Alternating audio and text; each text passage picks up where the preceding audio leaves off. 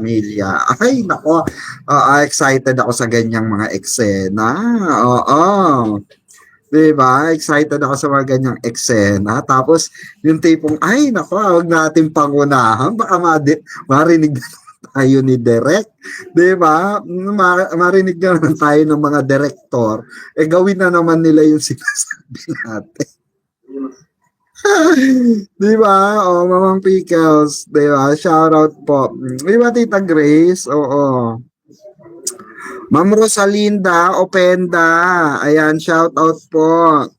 Ay, nagpalipad ka rin, Ma'am Rosalinda Openda. Check natin. Ayan. Wait lang po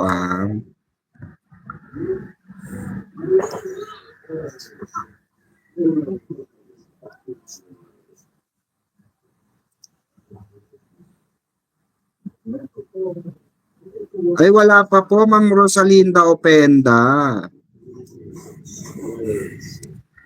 Ang naano ko lang po, ay kay Ma'am Perla.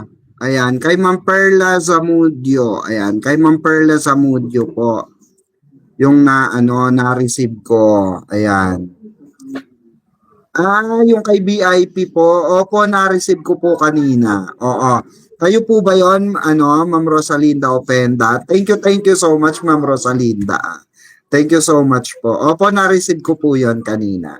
Kay BIP. Salamat po. Oo. Mamang, tuloy na ba yung kay Sharon at Barbie? Nako. Ma'am Catherine Beltran, wala akong balita dyan. Ito latest yung balita natin, Ma'am Catherine Beltran. Oo. Ang topic, ulitin natin, ang topic ng creatives na ito, production creatives, ay ang barda nga.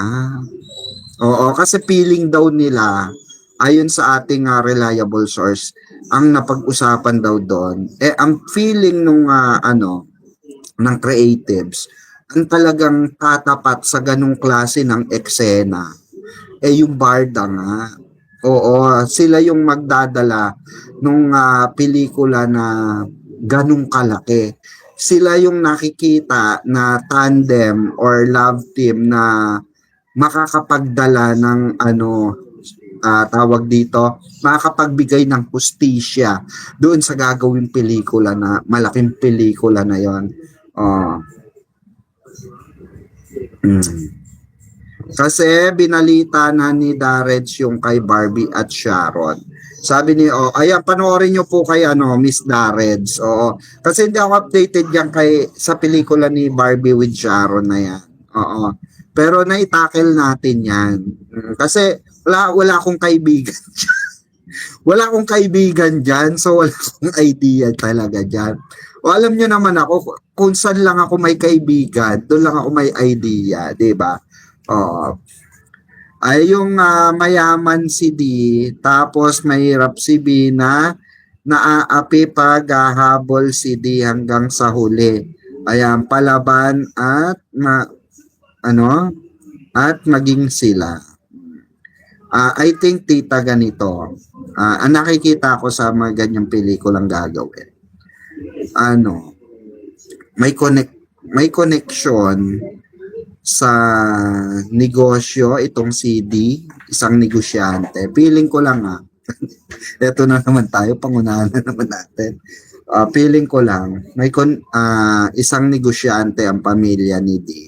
Tapos itong si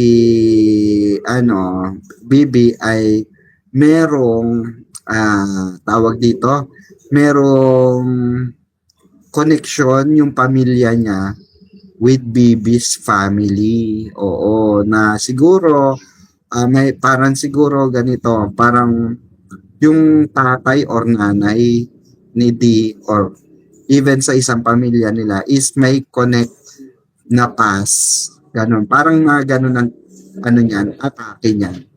Oo, parang mga ganon yung atake siguro niya. Kasi nung habang kinukwento sa akin ng kaibigan ko yung kwento, na-internalize ko na kung paano gagawin yung script. Oo, ganun kasi tayo.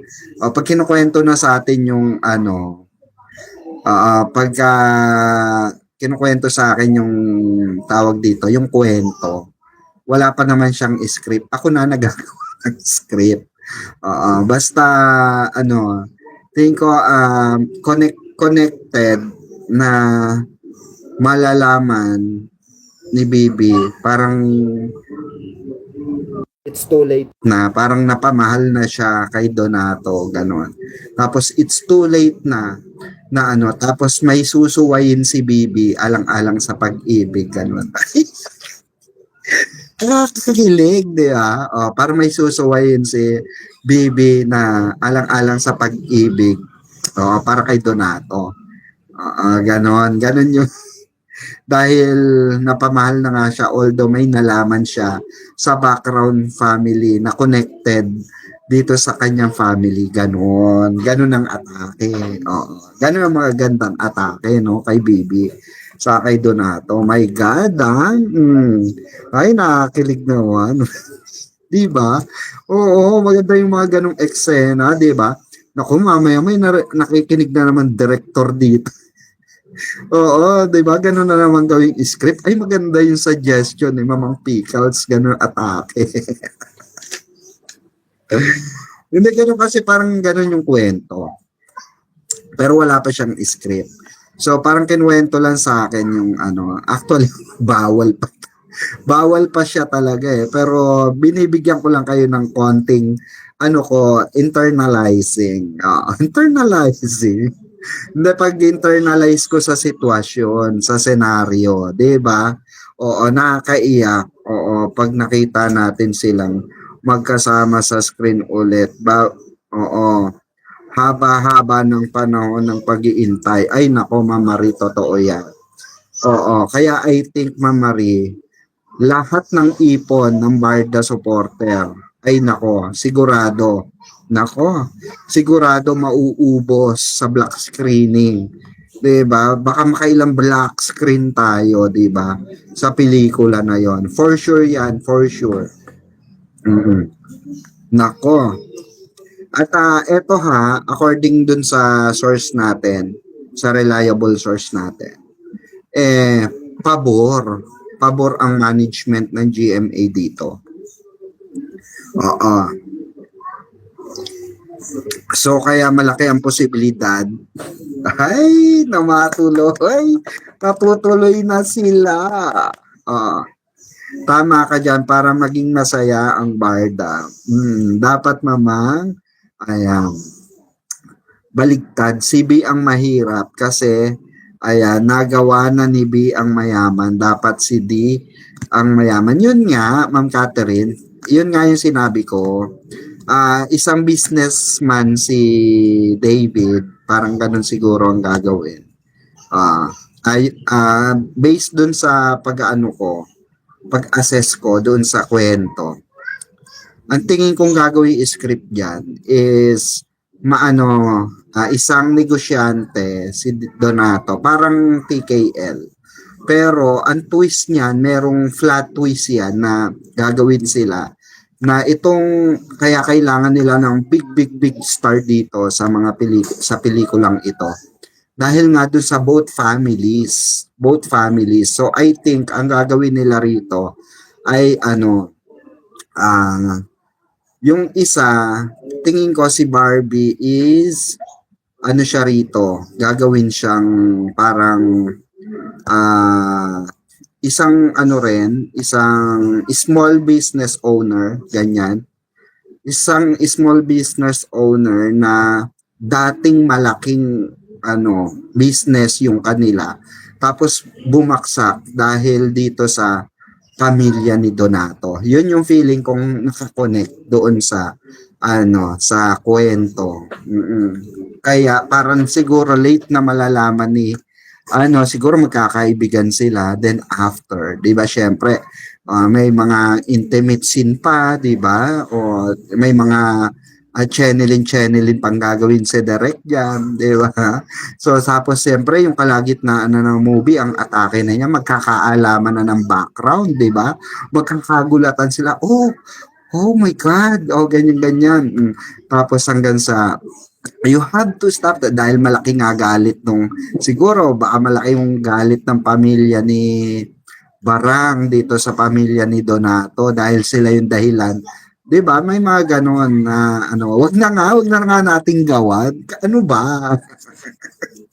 Kayo naman eh, wag na natin pangunahan. O, basta, 'di ba? Abangan na lang natin. Ayan, gumagana na naman yung ano ko, yung gumagana na yung radar ko.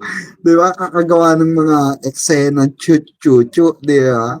Mamaya magkatotoo na ito.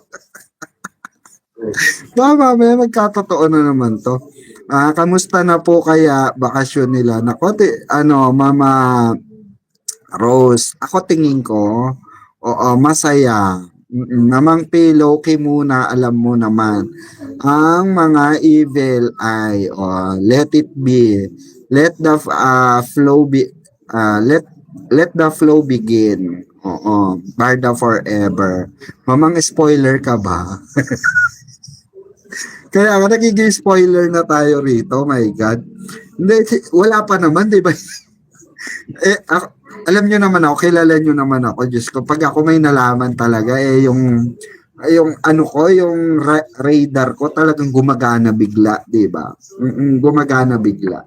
Pero ulitin natin wala pa at ayaw pa sabihin kung anong hahawak na production dito.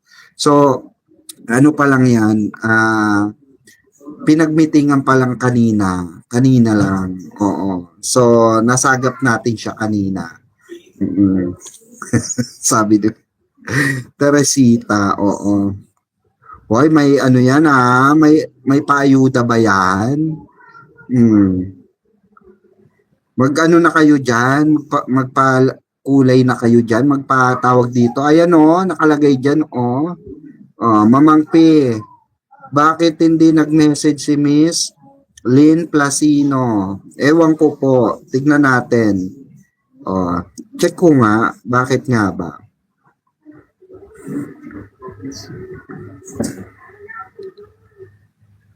Tignan natin.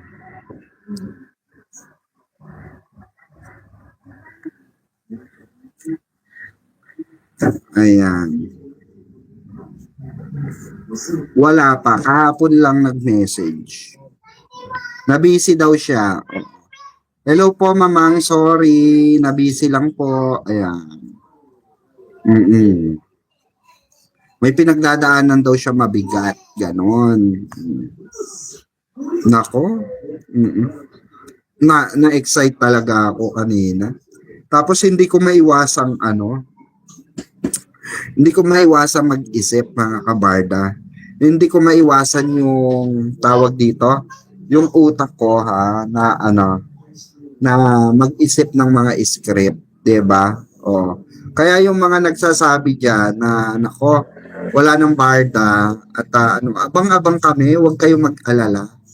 'Di ba? Doon kayo sa Never Say Die. Wag nyo kaming pakialam. 'Di ba? Yung jailvid nyo, yun ang atupagin nyo, mga jailvid nyo, 'di ba? Mga basher. Kasi tinernuan na ng panibagong lab team sa NSD si Donato, 'di ba? Hindi na si Jillian ang pinartner kay Donato. Meron ng bago diyan sa So titignan according nga doon sa sa friendship natin, sa isang friendship natin, sa isang source natin diyan is parang itinry ito kasi new artist itong babae na ito. So hindi ko pa siya nakikita. Definitely hindi ko pa siya nakikita. Ano ba itsura, mga kabarda? Kilala niyo ba? Ang sabi lang sa akin, new artist daw ito.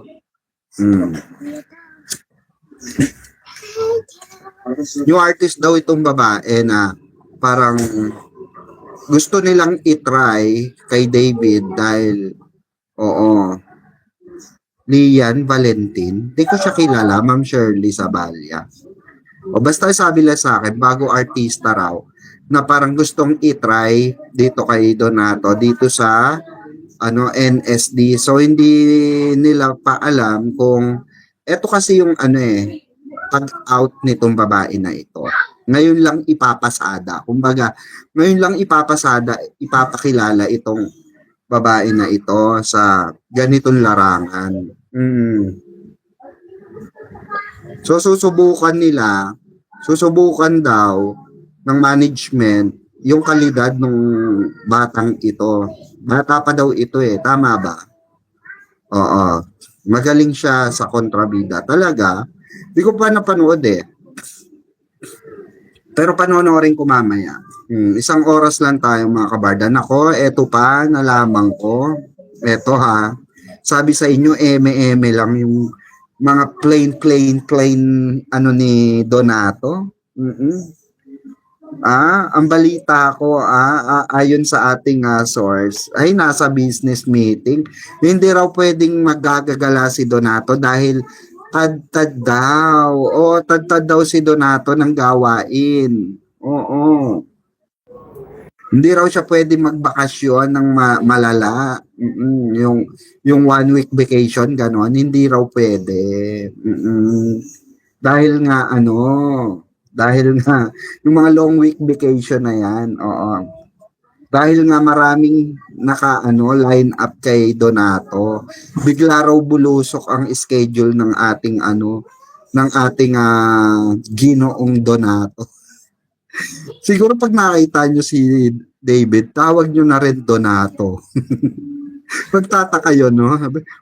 Sino nagpauso nitong Donato? Bakit Donato? Maaalala ko nun, si Mamang Pickles nga pala, tinawag akong Donato. Hindi siya yung matagal na, kaya lang, di sumikat, magaling siya sa kontrabida. At talaga, mamari. Kasi sabi sa akin, bago lang daw to. Sabi sa akin ng friend ko. Gano'n na siya katagal?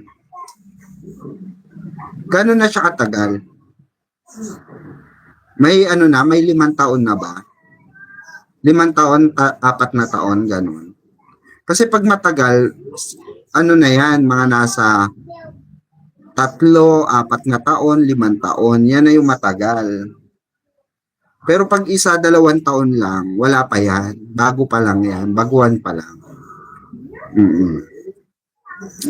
Parang si Donato, hindi natin masabing na siya. Hindi, matagal na rin si Donato kasi 2019 gumawa na siya ng movie. Meron na Mamang Pickles. Meron na. So, may jowa daw na politician daw yung girl. Ay, ganun. Buti pa kayo, updated Taray. Taray ni Ma'am Catherine Beltran, updated dun sa jowa nung baby girl, ng babaita. Meron siyang panghapon na programa noon. May programa.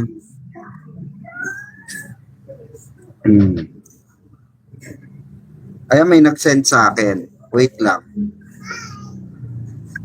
Eto po siya, Mamang Pickles.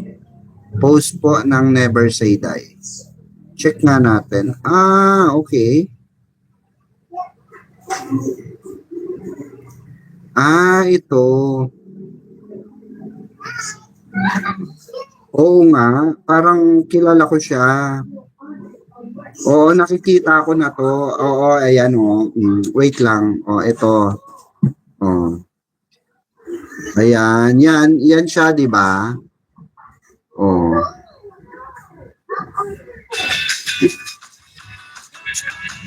Di ba? Yan siya.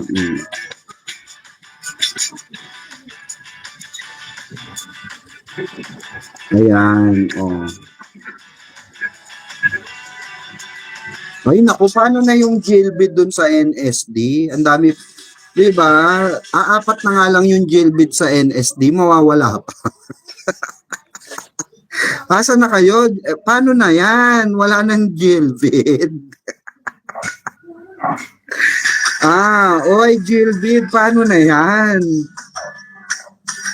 Nakakawa naman kayo. Hanap na naman kayo panibagong love team. Ang hirap nung walang yung Ang hirap nung walang ano, tawag dito, walang sariling fandom, no? Kung sino yung sikat, dun ka. Kung sino yung may show, nandun ka, di ba? Nakaawa naman. Mga kolorum, kumuha kasi kayong prangkisa. Di ba? Kumuha dapat sila ng prangkisa. Mm. Bakit kasi ayaw nila kumuha ng prangkisa, di ba? Nakakaawa naman to Jailbait, nakikifandom na lang. Di ba, Tita Grace? Inaabangan ko pa naman yung intimate na sinasabi nila. Di ba sabi ng Jailbait, ay abangan nila may intimate. Ano yun? Oo, ano yung, meron bang ano, intimate? Ano yun? Holding hands lang, nag-intimate na. Gulungan lang sa ano, naggulungan lang sa tawag dito, sa buhanginan, intimate na. Ay walang ganun, diba? Mukhang mabait at simple lang siyang kumilos. Yes po, no? Parang bait-bait niya. Parang may anghel sa langit na bumaba sa lupa. Ganun.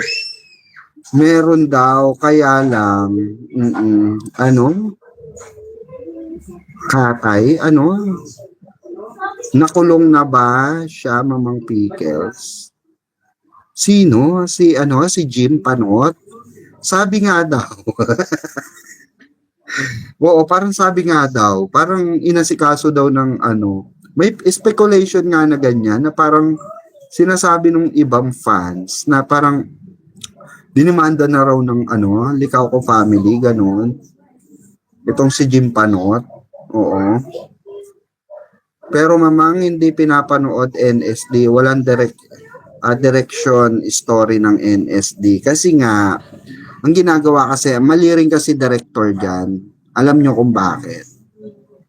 Oo, puro flat twist ng flat twist para lang umaba yung istorya. Diba? Pero basically, dapat ang magdadala dyan, yung script, yung storyline. Ngayon, kung ganyan na walang direction ng story, mahirap. So, malamang sa malamang, malamang sa malamang, di ba? Mahirapan silang ipatrending talaga yan. Kasi nga, walang direction. Pag walang direction ng isang teleserye, or paiba-iba ng, ano, ng kwento, mahirap siya mag-trending kasi hindi nag-i-stick doon sa main story. Kailangan nandun siya sa main story. Well, di ko alam kung totoo yun, Ma Melanie. Kung talaga nakakulong na si Jim Panot. I'm not sure at all. Magaling pa naman ang mga director na yan. Dominic Zapanta at Richard Arellano. Kaso nga, 'di ba? Kahit na magaling ang director, kung pinapasunod sa kanila or ano nila, 'di ba, is yung well, nasa ano naman yan, nasa desisyon naman nila yan. Kung paano nila papatakbuhin yung istorya ng mas maganda. Pero ito ang aabangan ko, yung the big moment ng Barda. Yung the big moment next year ng Barda, 'di ba? Ito 'yon. Ito yung ini-internalize ko sa utak ko. Kung paano ang atake na gagawin. Ay nako.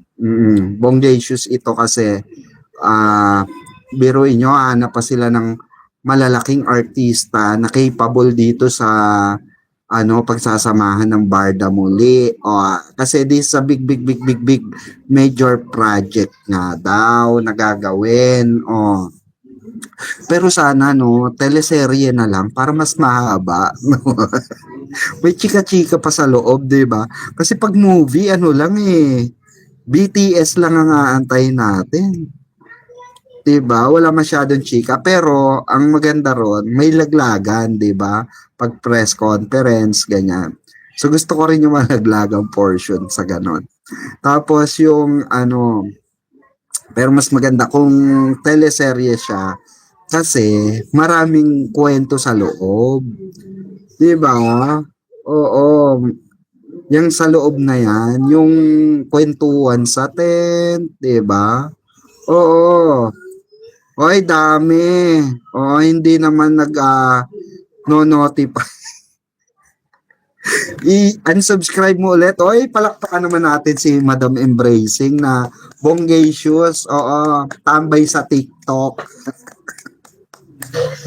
Kaya palakpakan natin si Mamang Embracing natin na andyan na. Oh, andyan na si Mamang Embracing natin. Oo. Ah, sabi ni Ma'am Ella, ang tagal naman nung yung next year na yan, lol, sabi gano'n. Wala tayong magagawa. Oo, sila yung nagde-decide diyan sa major project na 'yan. Oo. No, bukod pa yung siguro yung iba na gagawin, 'di ba? Pero ito raw is a big major project daw ito. Oo. At kanina lang Mama Ella, kanina lang natapos, kanina lang pinagmitingan itong storyline na ito. Oh. At ang topic nga raw nila, according dun sa aking reliable source, ang Barda nga ang nasa topic of the line. Oo. Nagaganap doon sa pelikula. Okay yung basta meron, sabi ni Ma'am Rose. Ano daw yung sabay tumakbo ang Barda? Ay, ayun, oo, nagtre-trending yun, sis embracing. So, I don't know, may mga nagsasabi na AI daw, may nagsasabi na tunay daw, pero hindi ko alam, hindi ko sure kung ano siya. Kayo ba, ano ba sa tingin nyo? Ano ba yung totoo doon? Kasi kalat na kalat nga sa TikTok. Kanina pinag-uusapan namin sa live nila BIP kanina ata. Kanina pinag-uusapan nila bago ako pumasok. So parang, ang sabi nga raw parang spotted nga daw. Oo. Edit lang yon mamang. Edit lang. Oo. Sana totoo na. Oo, sa TikTok, nabuang na naman sila. Di ba? Kung meron nako, 'di ba? Edit lang ba, Catherine? Edit lang daw. Meron din. Kasi umano nga, tawag dito, umalingaw-ngaw nga kahapon na parang spotted nga daw itong dalawa na ito kahapon. Na-spotted daw sa, I don't know if Makati or BGC if I'm not mistaken. Parang ganun. Check ko nga. Wait lang. Check ko. Check ko lang embracing Nag-trending nga kasi talaga, 'di ba? Siyempre, Diyos ko, ang daming gutom na Barda fans. Siyempre, as usual.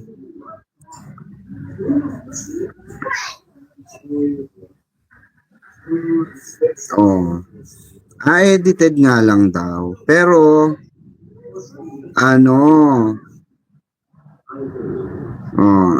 pero spotted nga daw ang Barda daw nung saan to?